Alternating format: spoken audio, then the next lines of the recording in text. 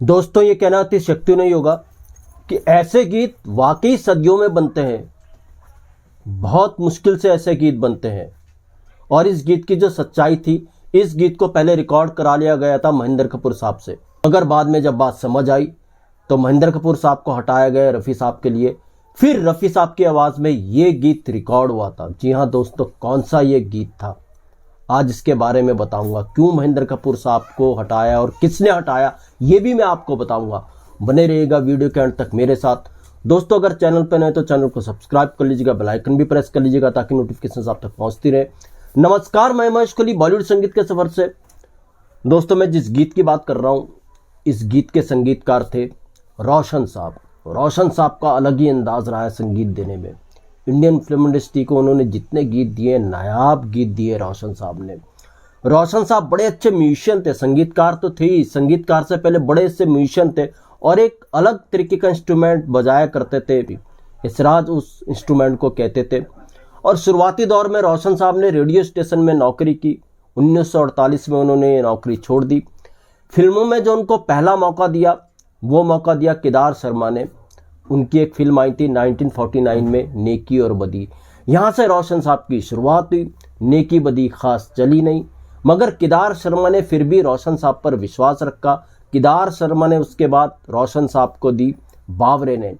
बावरे नैन के गाने अच्छे खासे चले, सुपर डुपर हिट रहे और यहाँ से लगभग रोशन साहब की गड्डी चल निकली बतौर संगीतकार। 1950 में शायद बावरे नैन आई थी।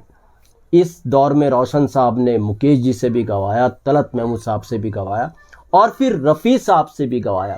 अब रोशन साहब को जो बहुत बड़ी अचीवमेंट मिली, वो मिली 60 के दशक में। 1960 में रोशन साहब को बहुत बड़ी अचीवमेंट मिली जब रोशन साहब को एक फिल्म मिली जिस फिल्म का नाम था बरसात की रात।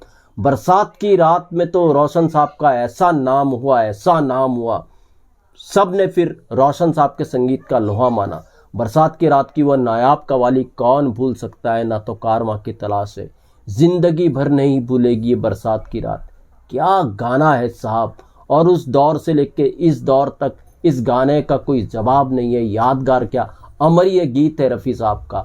तो रोशन साहब ने ऐसे कई हिट गीत बरसात की रात के लिए दिए और उसके बाद भी रोशन साहब रुके नहीं। उसके बाद तो रफ़ी साहब के साथ कोलैबोरेशन रोशन साहब का ऐसा बना कि पूछिए मत।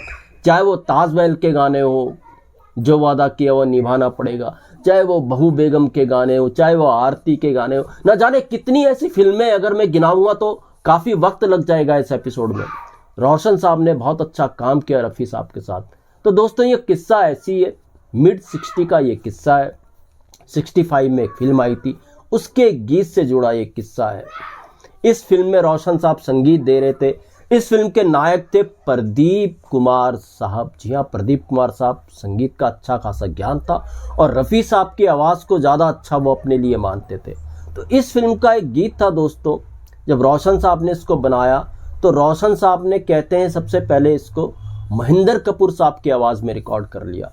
इस फिल्म के डायरेक्टर, प्रोड्यूसर, राइटर जो थे वो कालिदास, वो प्रदीप कुमार साहब के भाई थे।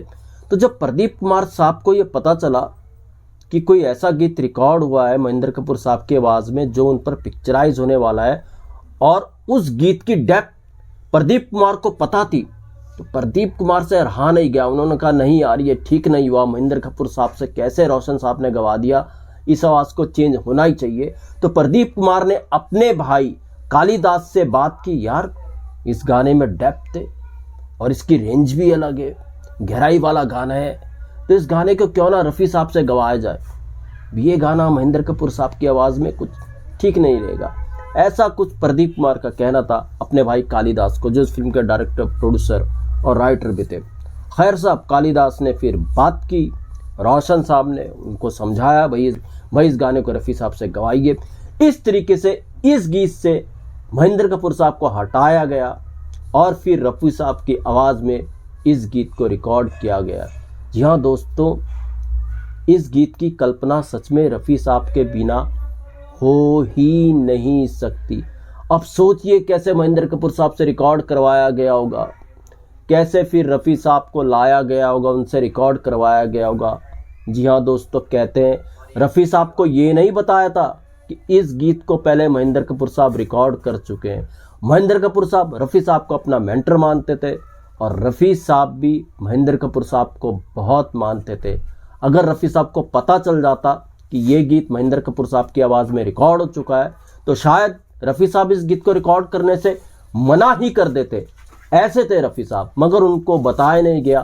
खैर, रफ़ी साहब की आवाज़ में इस गीत को रिकॉर्ड किया गया और फिर प्रदीप कुमार साहब पर इस गीत का पिक्चराइजेशन हुआ। जी हाँ, ये गीत कौन सा था? ये गीत था फिल्म भीगी रात का, जो 1965 में आई थी, और ये नायाब गीत है दिल जो न कह सका। जी हाँ दोस्तों, ये जो गीत है रफ़ी साहब के, अगर टॉप मोस्ट सॉन्ग्स की आप लिस्ट बनाएंगे, उन टॉप मोस्ट सॉन्ग्स की टॉप लिस्ट में ये गीत भी आएगा। ऐसी खासियत है इस गीत की। खैर साहब, भीगी रात का ये जो गीत था, ये 2 वर्जन में है। एक वर्जन लता जी ने भी इसका गाया और एक वर्जन रफ़ी साहब ने भी इसका गाया। रफ़ी साहब वाला वर्जन जिसको कहते हैं वो थोड़ा सा ज़्यादा चला। ये दोस्तों, मैं कुछ ऐसी बात नहीं कर रहा हूँ कि मैं किसी सिंगर की कुछ बुराई कर रहा हूँ या उसके बारे में गलत कह रहा हूँ। लता जी महान सिंगर थी यार, महान गायिका थी। मगर हाँ, ये बात सच है कि ये वाला वर्जन, जो रफ़ी साहब वाला वर्जन है, वो ज़्यादा पॉपुलर रहा है। ये बात सबको दिखती है, प्रत्यक्ष को प्रमाण की ज़रूरत नहीं होती। तो दोस्तों, इस तरीके से जो ये गीत था दिल जो ना कह सका, पहले महेंद्र कपूर साहब की आवाज़ में जो रिकॉर्ड हुआ था, फिर रफ़ी साहब से गवाया गया और रफ़ी साहब ने कमाल का ये गीत गाया। तो प्रदीप कुमार साहब की नॉलेज भी देखिए, उस ज़माने के जितने भी हीरोज़ थे संगीत में बड़ी रुचि रखते थे। उनको पता होता था यार किस गाने को किस सिंगर की आवाज़ मिलनी चाहिए, उन पर आवाज़ जो पिक्चराइज होगी वो कैसी लगेगी, कौन सिंगर होना चाहिए, कैसा गीत होना चाहिए। तो पहले के जो हीरोज़ भी थे वो भी काफ़ी संगीत प्रेमी होते थे। तो ऐसा दौर था वो दोस्तों। तो दोस्तों, ऐसे किस्से मैं आपके लिए लेकर के आता रहूँगा। महेश कोहली को दीजिएगा इजाज़त। Good bye, good luck and take care.